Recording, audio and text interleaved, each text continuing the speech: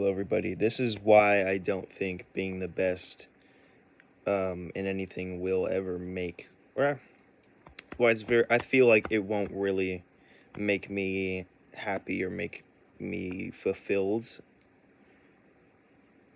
Um, but I'm not sure. But this is why I think that it probably won't. Is because I know that there is, and I think we all know that there is no limit. There's no place that you can get to which is like, okay, I'm done. There's always something you can do that you can get better. There's always another rep you can do. There's always another attempt you can do. And even at my position, I know that there is no limit. And I don't know of anything actually, but I'm pretty sure that there's no limit of anything. Like there's no limit to how far you can jump or how high you can leap, how fast you can run. And so if I ever make it to the top of any sports or anything, I don't think I will be fulfilled. I think I'll, well, hopefully I'm not fulfilled. Hopefully I'm still hungry for just getting better and doing stuff. Hopefully it's more like something that is I don't even think about, or something that is like, okay, that's cool, like a nice little gentle push, or like a validation. And but I don't think anything will ever make me feel fulfilled, because I know that even if I just, even in one thing of life, even in like basketball, if I make, Michael Jordan made like what, like 40 something percent of his shots. If I make like 95% of my shots, if I even make 100% of my shots when I go to the NBA,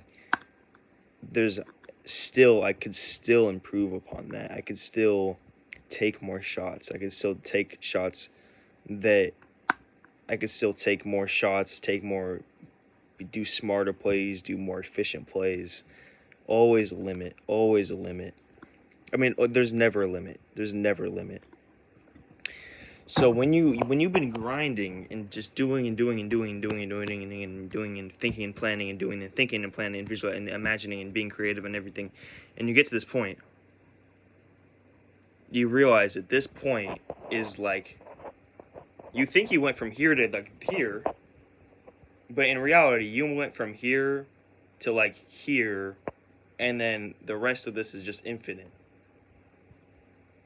So like, you don't like, what the fuck? You're not the best, because that's like impossible. So then what's the point if you're not the best? Maybe that's why I think like, but the other thing is that I've always heard that, and I just saw it in a YouTube short or something by David Cho, and is like, but this is something that I always hear, is that anybody who's at the top of their game is like miserable. Everyone who's like the best is miserable. Maybe not, but I've never been really the best at anything, or like consciously that I remember. I've never been like at the top of any big thing, in my mind. So I'm not sure, but like, I have one of my core beliefs is that anything is possible and everything is possible, and one of my core beliefs is that everybody who has ever lived that I know of has lived up to 0.5% of their potential at most. In fact, 0.5% of their potential, and then the meter doesn't stop at 100. It goes to literally like infinity, or like it goes to like 1 quadrillion instead of 100, and they only live to like 1.5%. So it's like, just knowing that is, or not, I like I said, I'm not completely sure of anything, but like, just like believing that, because that's what I should believe, right? I should believe that everyone can do anything. I should believe that I can literally grow wings and fly, like physically, like literally.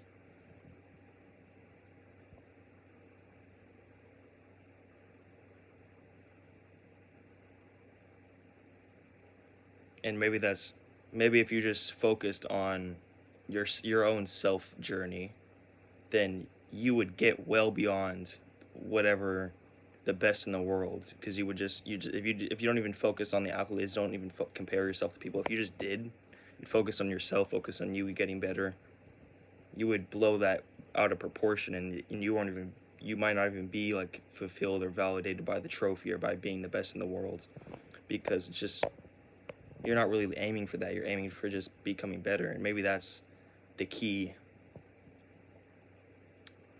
I'm not sure. Does bread taste better than key? I think so. Unless the key was like in someone or something. What? Anyways.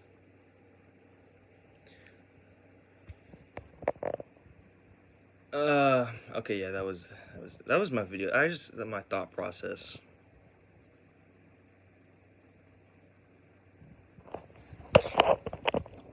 Also, does anybody else do this? Like, they have like a wrestling, or like, well, now all of my things broke, so this is the only thing that I really have. I found it in like my old toys bin.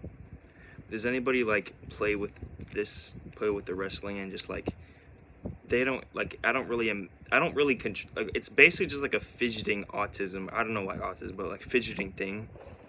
Or like, this is what I do. I just like, I imagine stuff. Like, I look forward and like I just imagine stuff. And I'm like,